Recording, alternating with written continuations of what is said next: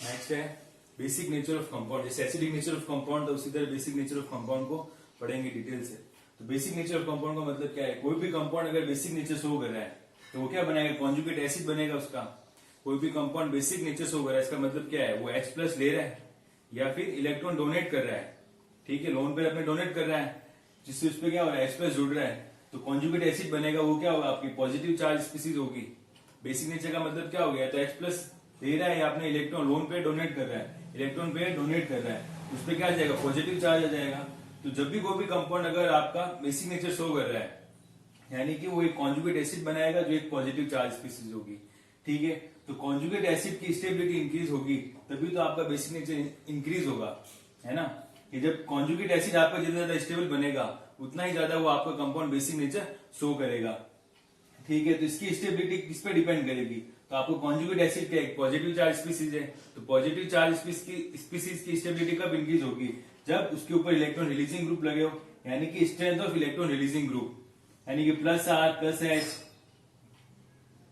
+I और strength of और inversely proportional to किसके हो जाएगा, इलेक्ट्रॉन विड्रॉइंग के, यानी कि -I inversely proportional to hyperconjugation और inversely proportional to resonance effect. ठीक है, तो फिर आपका बेसिक नेचर किसके डायरेक्टली प्रोपोर्शनल हो जाएगा, +R के +H के +I के। ठीक है, तो जिन और फिर inversely proportional to -I -H -R। अब बेसिक नेचर शो करना है तो OH की कंसंट्रेशन इंक्रीज होगी तो भी आपका बेसिक नेचर इंक्रीज होगा। इनवर्सली प्रोपोर्शनल टू POH होगा और POH क्या होती है, माइनस का log OH माइनस, यानी कि माइनस का मतलब क्या, OH की कंसंट्रेशन क्या है, कम आ रही है, यहाँ पे डिक्रीज हो रही है।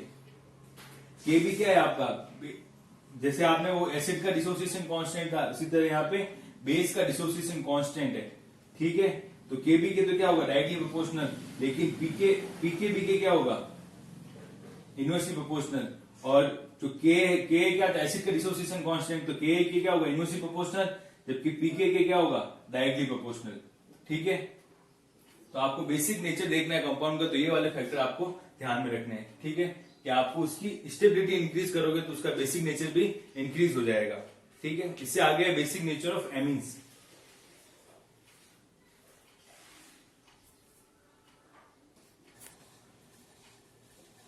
तो बेसिक नेचर ऑफ एमीन्स की बात करें, बेसिक नेचर ऑफ एमीन्स और उससे रिलेटेड कंपाउंड जहां पे एमीन होता है, नाइट्रोजन होता है, उनका बेसिक नेचर कैसे चेक करेंगे, तो जो एमीन्स होते हैं उनसे रिलेटेड कंपाउंड है वो बेसिक नेचर कैसे शो कर रहे हैं, लोन पेयर और नाइट्रोजन एटम। जो एमीन्स होते हैं अपना बेसिक नेचर किसे शो करते हैं, लोन पेयर जो होते हैं नाइट्रोजन पे जो लोन पेयर प्रेजेंट है उससे अपना बेसिक नेचर शो करते हैं। बेसिक नेचर का मतलब क्या है, इलेक्ट्रॉन डोनेट करना, लोन पेयर डोनेट करना, वही तो बेसिक नेचर कहला रहा है। तो लोन पेयर है जो नाइट्रोजन पे उससे अपना बेसिक नेचर शो कर रहे हैं। तो कुल मिला के बात किस पे डिपेंड करेगी, लोन पेयर की अवेलेबिलिटी पर, कि लोन पेयर कितने इजीली अवेलेबल है। नाइट्रोजन के ऊपर जो लोन पेयर है वो जितने ज्यादा इजीली अवेलेबल रहेंगे उसका बेसिक नेचर उतना ही ज्यादा होगा एमीन्स का। तो लोन पेयर की अवेलेबिलिटी किस पे डिपेंड करेगी, इलेक्ट्रोनेगेटिविटी ऑफ नाइट्रोजन, कि वो लोन पेयर कितने इजीली अवेलेबल है वो किस पे डिपेंड करेगा, इलेक्ट्रोनेगेटिविटी ऑफ नाइट्रोजन पर डिपेंड करेगा। और हमें पता है कि इलेक्ट्रोनेगेटिविटी किस पे डिपेंड करती है, परसेंट एस कैरेक्टर पर और रिंग साइज पर। परसेंट एस कैरेक्टर पर कैसे डिपेंड करती है, sp वाला मोर, फिर sp2, फिर sp3, और smaller is the ring more will be electronegative. जितनी छोटी रिंग होगी वो मोर इलेक्ट्रोनेगेटिव होगी। ठीक है, एक सवाल है यहाँ पे, फिर आपको बताना decreasing order of basic nature. ठीक है, तो यहाँ पे जो आपका लगा हुआ है एमी, आपको चेक करना है किससे लगा हुआ है, ये sp3 हाइब्रिडाइज कार्बन से लगा हुआ है, यहाँ पे ये sp2 हाइब्रिडाइज से लगा हुआ है, और यहाँ पे ये sp हाइब्रिडाइज कार्बन से लगा हुआ है। तो आप देखो यहाँ से क्या हो रहा है, sp3 sp2 और sp इधर से इधर जा रहे तो क्या हो रही है, आपकी इलेक्ट्रोनेगेटिविटी इंक्रीज हो रही है। भाई यहाँ से यहाँ जा रहे हो तो इलेक्ट्रोनेगेटिविटी इंक्रीज हो रही है। इलेक्ट्रोनेगेटिविटी इंक्रीज होने से क्या होगा, लोन पेयर की जो अवेलेबिलिटी है वो क्या होगी, डिक्रीज हो गई। डिक्रीज होने से क्या हो जाएगा, उसका बेसिक नेचर क्या हो गया, डिक्रीज हो गया। यहाँ से यहाँ आ रहे हो तो क्या हो रहा है, इलेक्ट्रोनेगेटिविटी इंक्रीज हो रही है, और उससे क्या होगा, लोन पेयर कम इजीली अवेलेबल रहेंगे नाइट्रोजन के, क्योंकि ये जो मोर sp वाला क्या मोर इलेक्ट्रोनेगेटिव है तो उसके इलेक्ट्रॉन को जो लोन पेयर है अपनी तरफ खींच के रखेगा, जिससे क्या होगा, वो लोन पेयर क्या होंगे, कम इजीली अवेलेबल रहेंगे। तो इसके बेसिक नेचर ऑर्डर क्या जाएगा, 1 2 3। ठीक है, इसी तरह यहाँ पे देखिए 5 मेंबर्ड है, ये 4 और 3 मेंबर्ड। तो जब 5 से 3 मेंबर जा रहे हो तो क्या हो रहा है, इलेक्ट्रोनेगेटिविटी इंक्रीज हो रही है। क्या हो रहा है, इलेक्ट्रोनेगेटिविटी आपकी क्या हो रही है, इंक्रीज होगी, जिससे क्या होगा, जो अवेलेबिलिटी है लोन पेयर की लोन पेयर की अवेलेबिलिटी क्या होगी, डिक्रीज हो गई, और उससे क्या होगा, आपका बेसिक नेचर होगा वो क्या हो जाएगा, डिक्रीज। तो जो नाइट्रोजन के ऊपर जो लोन पेयर की अवेलेबिलिटी है वो किससे चेक करनी है आपको, इलेक्ट्रोनेगेटिविटी से। तो electronegative percent S character ring size पर डिपेंड कर रही है। तो ये दो सवाल आपको समझ में आ गया कि रिंग साइज डिक्रीज हो रही है, इसका मतलब क्या हुआ, वो मोर इलेक्ट्रोनेगेटिव होती जा रही है रिंग। इस वजह से क्या होंगे, जो लोन पेयर होंगे वो कम इजीली अवेलेबल रहेंगे, जिससे क्या होगा, उसका एमीन्स का जो बेसिक नेचर है वो क्या हो जाएगा, डिक्रीज हो जाएगा। ठीक है, इसके बाद एक और सवाल करता है इस पे,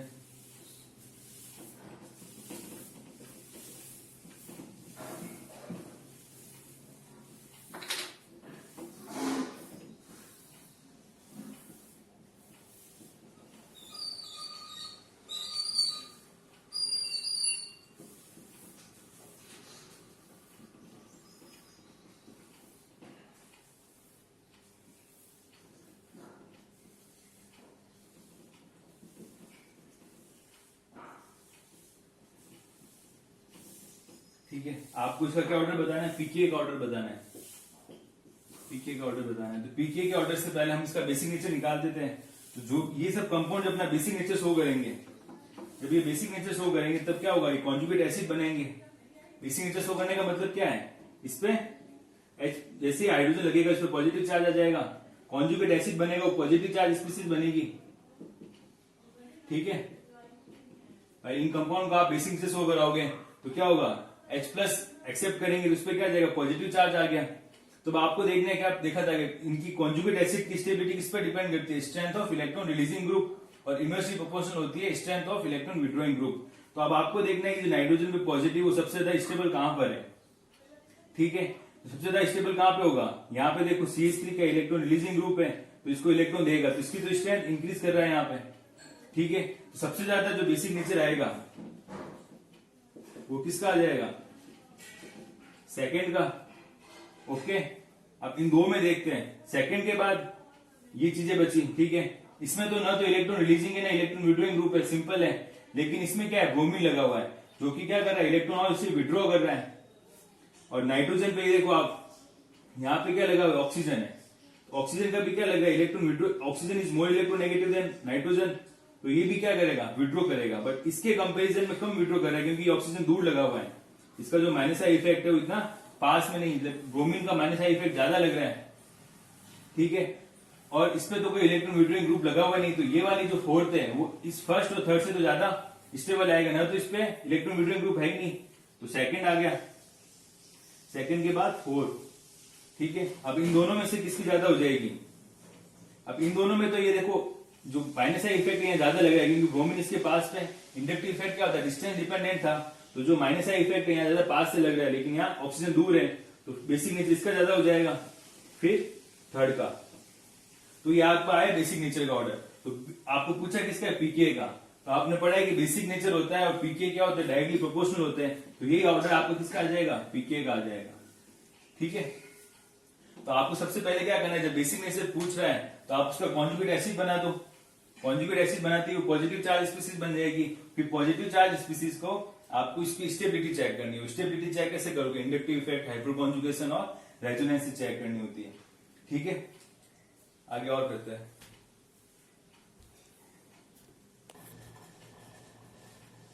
तो बेसिक नेचर ऑफ एमीन में बात करते हैं एलिफेटिक एमीन्स और एरोमेटिक एमीन्स। एलिफेटिक एमीन और एरोमेटिक एमीन में से मोर बेसिक कौन होगा। ठीक है, तो एमीन्स के बेसिक नेचर कैसे देख रहे हैं, लोन पेयर की अवेलेबिलिटी पे देख रहे हैं। तो आप खुद देखो कि लोन पेयर ज्यादा इजीली अवेलेबल कहां पर है, ये क्या एलिफेटिक एमीन है CH2NH2, और ये आपका एरोमेटिक एमीन। तो एलिफेटिक एमीन्स में तो लोन पेयर यही नाइट्रोजन पर अवेलेबल है, लेकिन जब एरोमेटिक एमीन की बात करेंगे तो लोन पेयर वहां पे कहां इन्वॉल्व है, डीलोकलाइजेशन में इन्वॉल्व हो रहे हैं। ठीक है, तो लोन पेयर आपके जब डीलोकलाइजेशन में इन्वॉल्व हो रहे हैं तो वहां पे तो एरोमेटिक एमीन में अवेलेबल ही नहीं है। एरोमेटिक एमीन्स के अंदर जो नाइट्रोजन पे लोन पेयर है वो डीलोकलाइजेशन में इन्वॉल्व हो रहे हैं, तो एरोमेटिक एमीन में लोन पेयर अवेलेबल नहीं, जबकि एलिफेटिक एमीन में ऐसा कुछ नहीं हो रहा है। तुम कह सकते हैं कि एलिफेटिक एमीन क्या है आपका, मोर बेसिक है कंपेयर टू एरोमेटिक एमीन। जितने भी एलिफेटिक एमीन होंगे वो आपके एरोमेटिक एमीन से तो ज्यादा ही बेसिक होंगे। क्यों, क्योंकि एरोमेटिक एमीन्स में जो लोन पेयर है नाइट्रोजन पे वो बेंजीन रिंग के साथ में डीलोकलाइजेशन में इन्वॉल्व हो रहे हैं।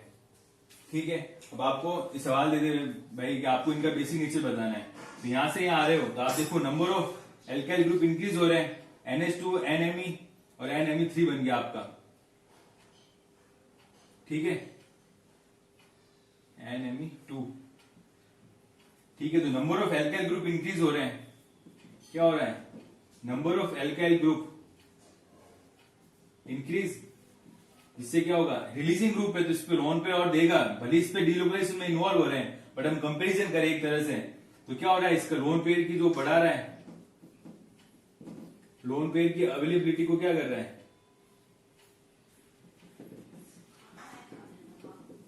इंक्रीज कर रहा है, तो जिससे क्या होगा, उसका बेसिक नेचर क्या होगा,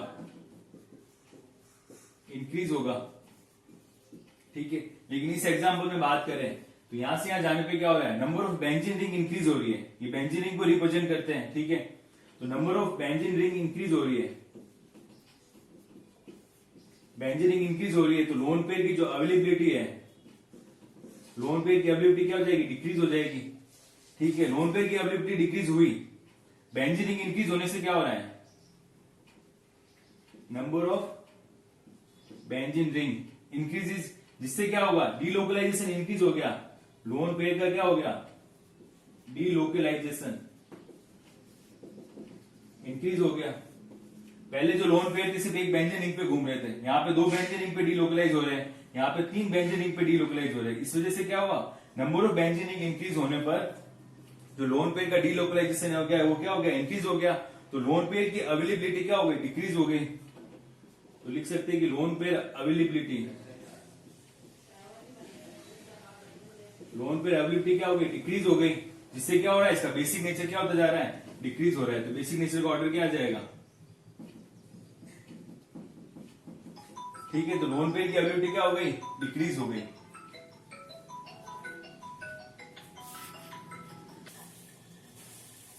तो ये तो बात हुई एरोमेटिक एमीन की। एलिफेटिक एमीन में हम कैसे डिसाइड करेंगे, तो एलिफेटिक एमीन की बेसिसिटी 3 फैक्टर से कंट्रोल होती है, ठीक है। पहला है इंडक्टिव इफेक्ट, दूसरा है स्टेरिक हिंड्रेंस और तीसरा है सॉल्वेशन एनर्जी। इन 3 फैक्टर को हम बाद में क्या करेंगे, कंबाइन करके इसका एक ओवरऑल कॉमन ऑर्डर निकालेंगे बेसिसिटी का। तो पहले इन तीनों फैक्टर को डिस्कस करेंगे कि इंडक्टिव इफेक्ट से कैसे बेसिक नेचर डिसाइड होगा, फिर स्टेरिक हिंड्रेंस से, फिर सॉल्वेशन एनर्जी से।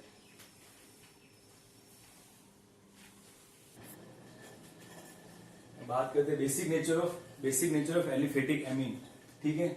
एलिफेटिक एमीन का बेसिक नेचर 3 फैक्टर से कंट्रोल हो रहा है, उनको एक एक करके डिस्कस करते हैं। तो जो एलिफेटिक एमीन में क्या 1 डिग्री, 2 डिग्री और 3 डिग्री, एमीन्स को 1 डिग्री और 2 डिग्री और 3 डिग्री किसके बेस पे बोलेंगे, उस पर नंबर ऑफ एल्काइल ग्रुप कितने जुड़े हैं। अगर एक आर ग्रुप जुड़ा हुआ है तो 1 डिग्री कहलाएगा, 2 आर ग्रुप जुड़े हुए तो 2 डिग्री कहलाएगा, अगर 3 आर ग्रुप लगे हुए हैं तो आपका एमीन 3 डिग्री एमीन कहलाएगा, ठीक है। अब इनमें आपको कंपैरिजन करना है कि आप एलिफेटिक एमीन के अंदर कैसे चेक करोगे कि which one is a more basic, ठीक है। तो पहला इफेक्ट क्या, इंडक्टिव इफेक्ट। तो हमने पढ़ा था कि बेसिक नेचर होता है वो प्लस आई के क्या होता है, डायरेक्टली प्रोपोर्शनल, जबकि माइनस आई के क्या होता है, इनवर्सली प्रोपोर्शनल होता है, ठीक है। इधर से इधर जा रहा हूं मैं, 1 डिग्री से 3 डिग्री मूव कर रहे हैं, तो क्या हो रहा है, number of alkyl group increase हो रहे हैं, नंबर ऑफ एल्काइल ग्रुप क्या हो रहे हैं, इंक्रीज हो रहे हैं। Number of alkyl group increase होने का मतलब क्या है, प्लस आई इफेक्ट इंक्रीज हो रहा है। भाई आर क्या रिलीजिंग ग्रुप है, प्लस आई इफेक्ट लग रहा है, तो यहाँ पे एक आर ग्रुप है, यहाँ 2 है और यहाँ 3 है, तो क्या होगा, प्लस आई इफेक्ट इंक्रीज हो रहा है। तो तीनों आर मिलके क्या कर रहे हैं, 1 डिग्री से 3 डिग्री आ रहे हो तो प्लस आई इफेक्ट बढ़ रहा है, जिसका मतलब क्या होगा कि लोन पे की जो अवेलेबिलिटी है वो ज्यादा इंक्रीज हो रही है। इस वजह से क्या हो रहा है, आपका बेसिक नेचर क्या हो रहा है, इंक्रीज हो रहा है। तो आपने समझ में आया कि इंडक्टिव इफेक्ट से क्या हो रहा है, 1 डिग्री से 3 डिग्री जाने पे क्या हो रहा है, आपका बेसिक नेचर क्या हो रहा है, इंक्रीज हो रहा है। क्यों, क्योंकि आपके alkyl group, electron releasing group बढ़ते जा रहे हैं इसके ऊपर, तो लोन पेयर इजीली अवेलेबल हो रहे हैं। अब दूसरा इफेक्ट क्या था, स्टेरिक इफेक्ट, स्टेरिक फैक्टर था।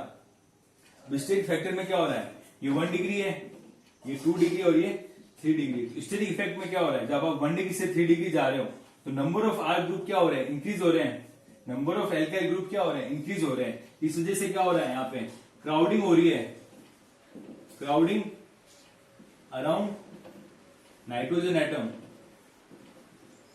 क्राउडिंग इंक्रीज हो रही है। जैसे जैसे नंबर ऑफ आर ग्रुप बढ़े, इसका मतलब क्या हो, नाइट्रोजन एटम की क्या हो रही है, क्राउडिंग इंक्रीज हो रही है। क्राउडिंग इंक्रीज होने से क्या होगा, स्टेरिक हिंड्रेंस बनेगी। क्राउडिंग होने से मतलब क्या हुआ, आपका स्टेरिक हिंड्रेंस क्या हो रही है, स्टेरिक हिंड्रेंस क्या हो रहा है, इंक्रीज हो रहा है। स्टेरिक हिंड्रेंस बढ़ रहा है, इससे क्या होगा, जो लोन पेयर है वो इजीली, जो लोन पेयर की अवेलेबिलिटी वो क्या हो गई, डिक्रीज हो गई, क्राउडिंग इंक्रीज हो रही है। इसका मतलब क्या हुआ, स्टेरिक हिंड्रेंस आ रहा है। स्टेरिक हिंड्रेंस का मतलब क्या हुआ कि जो लोन पेयर है वो 100 हो गए, वो इजीली अवेलेबल नहीं है। तो क्या हुआ, लोन पेयर की जो अवेलेबिलिटी है, लोन पेयर की जो अवेलेबिलिटी है वो क्या हो गई, डिक्रीज हो गई। लोन पेयर की अवेलेबिलिटी डिक्रीज हो गई तो इसका मतलब क्या हुआ, बेसिक नेचर क्या हो गया, डिक्रीज हो गया। स्टेरिक फैक्टर से देखें तो 1 डिग्री से 3 डिग्री जाते समय जो बेसिक नेचर क्या हो रहा है, वो डिक्रीज हो रहा है। स्टेरिक फैक्टर तो बोल रहा है कि आप 1 डिग्री से 3 डिग्री जाओगे तो आपका बेसिक नेचर क्या हो रहा है, डिक्रीज हो रहा है। लेकिन इंडक्टिव इफेक्ट क्या बोल रहा है कि 1 डिग्री से 3 डिग्री जाने पर बेसिक नेचर इंक्रीज हो रहा है। ठीक है, नेक्स्ट फैक्टर क्या है, सॉल्वेशन फैक्टर, वो क्या कहता है वो भी देख लेते हैं।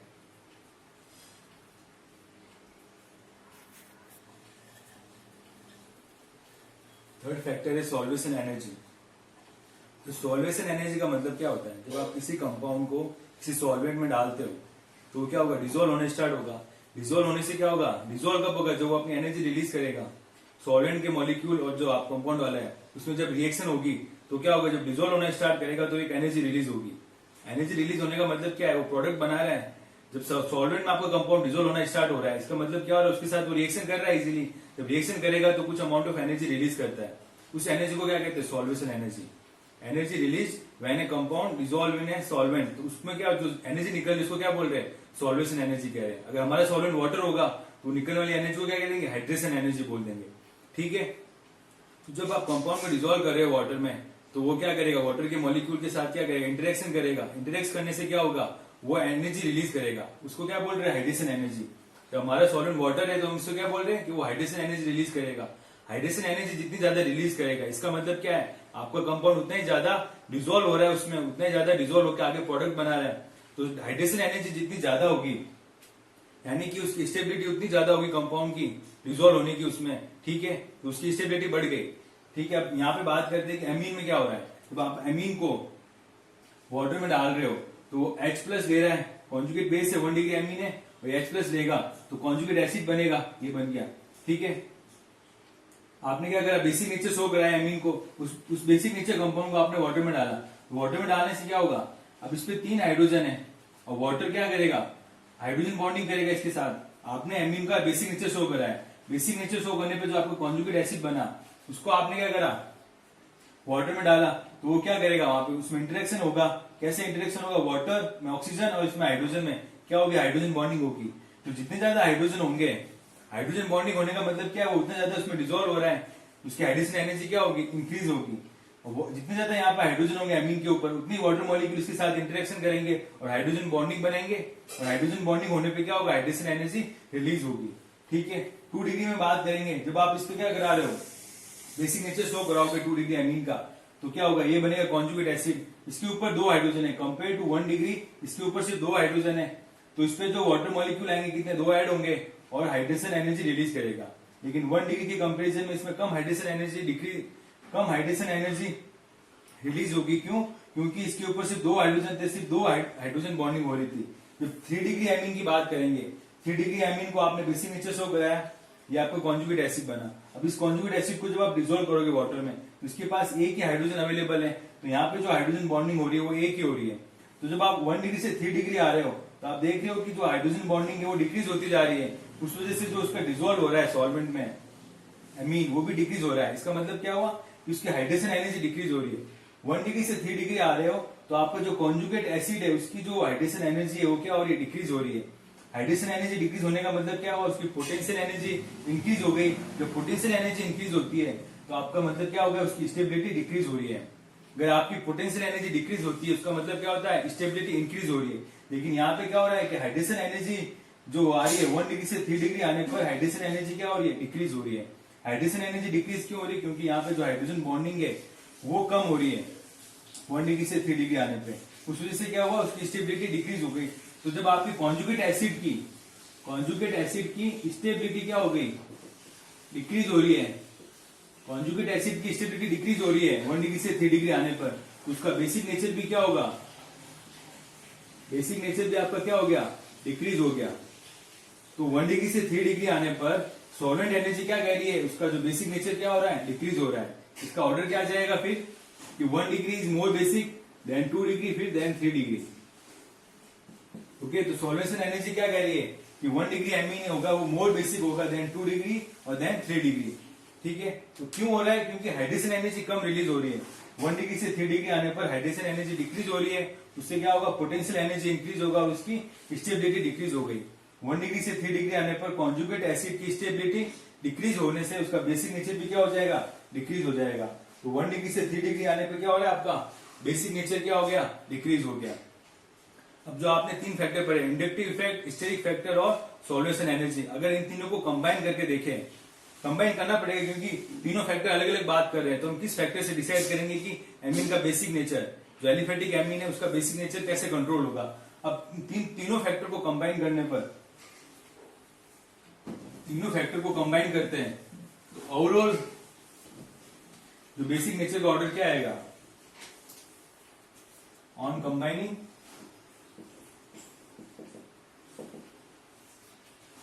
अब 3 फैक्टर, इन तीनों फैक्टर को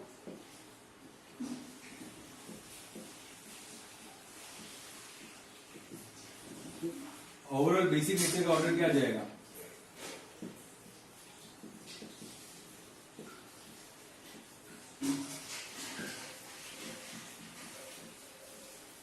टू डिग्री, 1 डिग्री और 3 डिग्री। तो ओवरऑल आपका बेसिक नेचर क्या आ गया, एमीन्स का, एलिफेटिक एमीन्स का ओवरऑल बेसिक नेचर क्या हो जाएगा, 2 डिग्री, 1 डिग्री और 3 डिग्री। ये किसमें आप चेक करोगे, पोलर प्रोटिक सॉल्वेंट में। अगर आपको पोलर प्रोटिक सॉल्वेंट में बता दे रखा है कि पोलर प्रोटिक सॉल्वेंट में या सिंपली वाटर में बोल दें, तो आपका बेसिक नेचर का ऑर्डर क्या आएगा, पोलर प्रोटिक सॉल्वेंट कौन से हो जाएंगे, वाटर, एल्कोहल, ठीक है, एसिड, ठीक है, अमोनिया इनमें। तो आपके अगर पोलर प्रोटिक सॉल्वेंट दे रखा है तो आपको एलिफेटिक एमीन की बेसिसिटी का ऑर्डर कैसे निकालना है, 2 डिग्री एमीन मोर बेसिक होगा देन 1 डिग्री फिर 3 डिग्री। ये ऑर्डर कैसा है, इन तीनों फैक्टर को कंबाइन करने पर आपको ओवरऑल ऑर्डर क्या आ गया ये। तो एलिफेटिक एमीन का पोलर प्रोटिक सॉल्वेंट में जो आप बेसिक नेचर निकालोगे कैसे निकलेगा, 2 डिग्री फिर 1 डिग्री फिर 3 डिग्री। लेकिन जो गैसेस फेज की बात करेंगे कि आप जो एमीन है,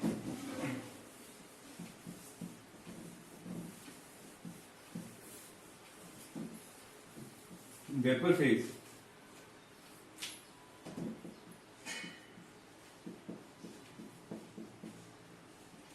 क्या आपने जो तीनों एमीन है वो वेपर फेज में ले रखे हैं, मतलब गैसेस फेज में, गैसेस स्टेट में, वहां पे किसी तरह का पोलर प्रोटिक सॉल्वेंट वगैरह नहीं है। तो जब हम वेपर फेज की बात करेंगे तो आपका बेसिसिटी का ऑर्डर क्या आएगा, 3 डिग्री, 2 डिग्री और 1 डिग्री। ओके, आपको बकायदा बोलेगा वो कि in vapour phase the order of amines, aliphatic amines. जब आपको बोले कि in vapour phase order of basicity of amine बताना है तो सबसे पहले 3 डिग्री मोर बेसिक होगा, फिर 2 डिग्री और फिर 1 डिग्री। अगर कुछ नहीं बोल रहा है इसका मतलब क्या है, पोलर प्रोटिक सॉल्वेंट है। अगर सवाल में आपको सिर्फ ओनली इतना बोल रहे कि एलिफेटिक एमीन का बेसिसिटी का ऑर्डर बताना है, मतलब उसमें वो पोलर प्रोटिक सॉल्वेंट की बात कर रहा है। जब वो वेपर फेज की बात करेगा तो वेपर फेज लिखे देगा कि in vapour state, in gases state, vapour phase या गैसेस स्टेट में, गैसेस स्टेट मतलब तीनों जो एमीन है आपके वो गैसेस स्टेट में ले रखे हैं। तो गैसेस स्टेट के अंदर एमीन्स की बेसिक नेचर का ऑर्डर क्या हो जाएगा, 3 डिग्री, 2 डिग्री और 1 डिग्री बेसिक नेचर। ठीक है, तो इन वेपर फेज में आपके एमीन का बेसिसिटी का ऑर्डर क्या हो जाएगा, 3 डिग्री, 2 डिग्री और 1 डिग्री। अब इस पे सवाल करते हैं।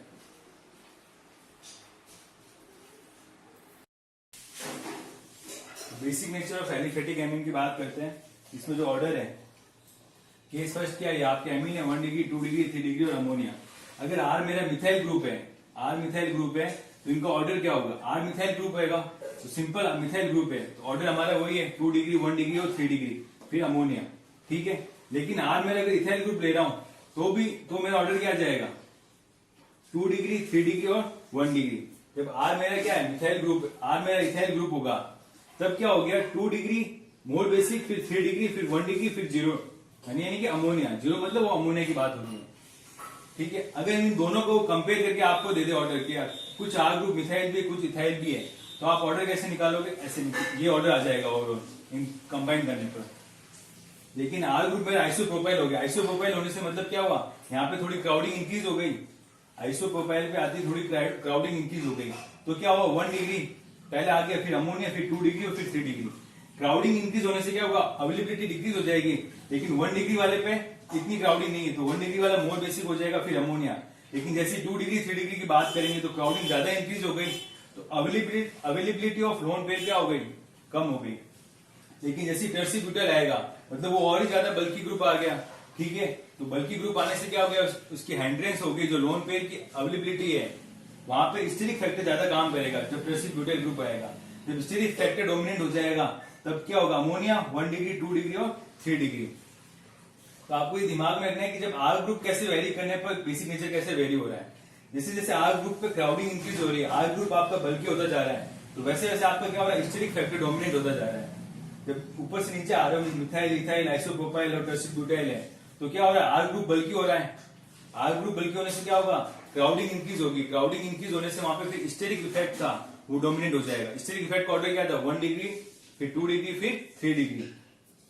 अब इससे ये सवाल है आपको इसमें और इसमें दोनों का बेसिक नेचर बताने की, बेसिक नेचर किसका ज्यादा होगा। जब R3N की बात कर रहे हैं और एक इसकी बात कर रहे हैं, जो R3N है उसमें ये ऐसे होगा, पिरामिडल शेप का होगा। भाई अमोनिया इसमें क्या sp3 हाइब्रिडाइज्ड है, सॉरी नाइट्रोजन क्या sp3 हाइब्रिडाइज्ड है, तो पिरामिडल शेप में होता है। लेकिन जब ये पिरामिडल शेप में होता है नाइट्रोजन में, उसमें क्या होता है, इन्वर्जन, इसको क्या बोलते हैं, पिरामिडल इन्वर्जन, पिरामिडल इन्वर्जन। और इस इन्वर्जन के लिए जो एनर्जी चाहिए होती है नाइट्रोजन को, जो पिरामिडल इन्वर्जन के लिए जो एनर्जी चाहिए होती है वो रूम टेम्परेचर पर इजीली अवेलेबल होती है। इस वजह से क्या होता है, ये चेंज होता रहता है, इसमें पिरामिडल इन्वर्जन होता रहता है। पिरामिडल इन्वर्जन होने की वजह से क्या होगा, जो लोन पेयर है कभी ऊपर है कभी नीचे है, तो वो अवेलेबल नहीं हो रहे हैं, वो एक जगह पे फिक्स नहीं है। R3N में क्या हो रहा है, पिरामिडल इन्वर्जन हो रहा है, इस वजह से जो लोन पेयर है वो एक जगह फिक्स नहीं है, कभी ऊपर कभी नीचे हो रहे हैं, तो लोन पेयर इजीली अवेलेबल नहीं है यहाँ पे। लेकिन इसकी बात करें तो इसमें क्या हो रहा है, ये ब्रीज कंपाउंड में आ गया, तो इसका जो लोन पेयर हो गया वो यहाँ पे फिक्स हो गए। जो यहाँ के जो लोन पेयर है नाइट्रोजन के वो फिक्स है, जब लोन पेयर फिक्स है यहाँ पे तो वो इजीली बेसिक नेचर शो कर देगा कंपेयर टू R3N, क्योंकि यहाँ पे पिरामिडल इन्वर्जन होने की वजह से लोन पेयर फिक्स नहीं है अपनी एक जगह पे, इन्वर्जन होता रह रहा है इनमें। इस वजह से इसका बेसिक नेचर इसके कंपेरिजन में क्या आ जाएगा, कम। तो बेसिक नेचर किसका ज्यादा हो गया, इसका ज्यादा आ गया, ठीक है। क्यों ज्यादा हुआ आपको समझ में आ गया। अब यहाँ पे बात करते हैं, ठीक है। एक तो R3N है, एक ये स्ट्रक्चर है, इसको क्या बोलते हैं, डेप्को। डेप्को का मतलब क्या हो जाएगा, डाईएजा बाईसाइक्लो ऑक्टेन, डाईएजा बाईसाइक्लो ऑक्टेन, ठीक है। अब आपको इन तीनों का बेसिक नेचर बताना है कि बेसिक नेचर क्या होगा। तो आपको ये पता है कि ये फर्स्ट एग्जांपल, ये सेकंड और ये थर्ड, ठीक है। तो इन दोनों में से इसका बेसिक नेचर ज्यादा है, ठीक है। लेकिन जब इसकी बात करेंगे तो इस पे जो नाइट्रोजन है, इस नाइट्रोजन का इस पे जो लोन पेयर है नाइट्रोजन के, और ये नाइट्रोजन का क्या लग रहा है यहाँ पे, माइनस आई इफेक्ट लग रहा है। इस नाइट्रोजन पे क्या लग रहा है, माइनस आई इफेक्ट लग रहा है, मतलब ये इलेक्ट्रॉन विड्रॉ कर रहा है यहाँ से। माइनस आई इफेक्ट की वजह से क्या होगा, इस पे जो लोन पेयर की अवेलेबिलिटी है वो क्या हो गई, कम हो गई। लोन पेयर की अवेलेबिलिटी कम हो गई तो आपका बेसिक नेचर का ऑर्डर क्या आ जाएगा, सेकंड का सबसे ज्यादा, फिर फर्स्ट का और फिर थर्ड का। भाई इस पे तो कोई इफेक्ट ही नहीं लग रहा था, लेकिन इस पे तो माइनस आई इफेक्ट आ गया, तो सबसे एंड में आ जाएगा बेसिक नेचर में, ठीक है। और भाई बेसिक नेचर किसके डायरेक्टली प्रोपोर्शनल है, प्लस आई इफेक्ट के डायरेक्टली प्रोपोर्शनल है, ना कि माइनस आई के। तो इन दोनों का तो हमें पता चल गया कि इसमें पिरामिडल इन्वर्जन हो रहा है, इस वजह से ये इससे कम बेसिक है, तो सेकंड सबसे ज्यादा बेसिक नेचर का आ जाएगा, फिर फर्स्ट का और फिर थर्ड आ जाएगा। क्योंकि थर्ड में क्या लग रहा है, माइनस आई इफेक्ट लग रहा है, तो थर्ड सबसे कम में आ जाएगा बेसिक नेचर में। तो आपको ये पिरामिडल इन्वर्जन का ध्यान रखना है कि पिरामिडल इन्वर्जन वाला इफेक्ट कब लगेगा, जब वो 3 डिग्री एमीन हो। पिरामिडल इन्वर्जन कब होगा, जब 3 डिग्री एमीन हो, तो उसमें पिरामिडल इन्वर्जन हो जाएगा। तो ये बात होगी बेसिक नेचर की। तो बेसिक नेचर ऑफ कंपाउंड आपको यहाँ कंप्लीट होता है। इंडक्टिव इफेक्ट के सारे एप्लीकेशन आपके लिए यहाँ पे कंप्लीट होते हैं, ठीक है। इंडक्टिव इफेक्ट के सारे एप्लीकेशन हमने पढ़ लिए हैं शुरुआत से लेकर एंड तक। Stability of intermediate, reactivity of alcohol, acidic nature, basic nature, ये सब। अगला इफेक्ट आएगा हाइड्रोकॉन्जुगेशन।